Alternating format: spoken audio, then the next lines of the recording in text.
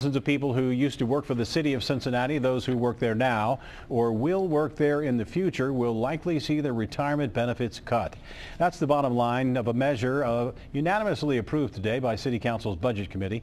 Local 12 News reporter Jeff Hirsh joins us now with more on the efforts to eliminate an $860 million shortfall in the city's pension fund, which is not an easy thing to do, right, Jeff? That is a ton of money. In order to prevent the pension shortfall from eating up everything in the city budget, police, fire, snow removal, you name it, the city is hoping to work out the same kind of agreement which we saw after the riots. After the 2001 riots, the city and civil rights groups, under the supervision of a federal judge, negotiated what's called the collaborative agreement. That agreement was about changing police procedures and improving police-community relations. Now, City Council is hoping for a different collaborative agreement to hold off financial disaster.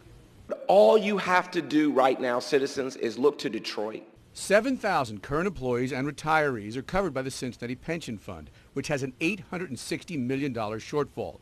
Today, Council's Budget Committee okayed negotiating a collaborative agreement with those retirees and current workers, cutting retirement benefits in return for stabilizing the pension fund long term. The last 8 years of the former administration failed this pension in the city. The last 8 years, critical times, where we saw the unfunded liability just tick up. You can't blame this on the governor. You can't blame it on Yost. You got to blame it on the council. It's really unfair to claim that nothing was ever done, unless Mr. Smithman had been willing to share with us that he also saw the recession coming.